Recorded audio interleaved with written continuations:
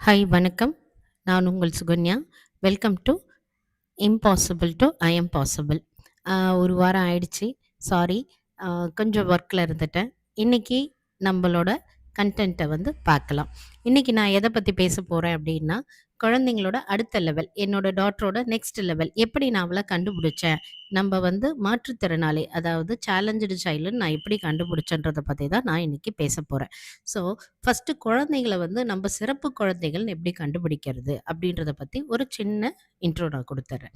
குழந்தைங்க வந்து அதாவது நம்ப எப்படி கண்டுபிடிக்கலான்னா, அவங்க நம்பள நேரா பார்க்குறாங்களா? ஒரு 5 வயசுக்கு மேல வந்து குழந்தை வந்து அப்சர்வ் பண்ண ஆரம்பிச்சுரும். நம்மள பார்க்கும், நம்மள பார்த்து விளையாடும், நம்மகிட்ட பேசும், நம்மகிட்ட சிரிக்கும். நம்ப ஏதாவது சொன்னா சிரிக்கும், நம்ப ஏதாவது சொன்னா அழுகும். அதெல்லாம் வந்து நார்மலா நடக்கிற மைல்ஸ்டோன்ஸு. பட் சிறப்பு குழந்தைகளோட ஆக்டிவிட்டீஸ் எப்படி இருக்கும்னா, நம்ப சொல்றத வந்து அவங்க கவனிப்பாங்க. ஆனா, அவங்க கவனிக்கிறது நம்பளால புரிஞ்சுக்க முடியாது.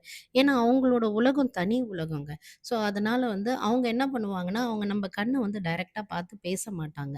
நம்ப ஏதாவது சொல்லும்போது, அது காமெடியா இருக்காது. பட் நார்மலா தான் நம்ப பேசுவோம். ஆனா, அவங்க சிரிப்பாங்க. அதே மாரி அவங்க நம்பகிட்ட நம்ப பேசுறத அவங்க கவனிக்கிற மாரி அவங்க காட்டிக்க மாட்டாங்க. பட் அவங்களோட உலகம் வந்து வேற உலகங்க. அவங்க உலகத்த வந்து நம்ப என்ன பண்ணுவோம்னா, நம்ப உலகத்துக்குள்ள அவங்க வரணும்னு எதிர்பார்ப்போம்.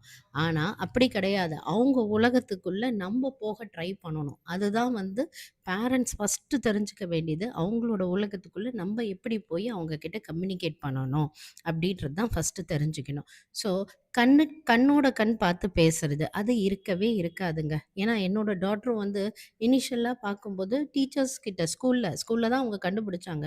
ஸ்கூல்ல கண்டுபிடிக்கும்போது அவங்க டீச்சர்ஸ் சொல்றத வந்து அவ கவனிக்கிற மாரி பார்க்க மாட்டா. வேற எங்கேயோ பார்த்துட்ருப்பா. ஸோ, ஃபர்ஸ்ட்டு டீச்சர்ஸ் தான் ஐடென்டிஃபை பண்ண சொன்னாங்க. பாப்பா வந்து கண் பார்க்கலங்க. ஐ டூ ஐ கான்டாக்ட் இல்ல. அதே மாரி அவ ஒரு தனி உலகத்துல வேற எங்கேயோ வேடிக்கை பார்த்துட்ருக்கா.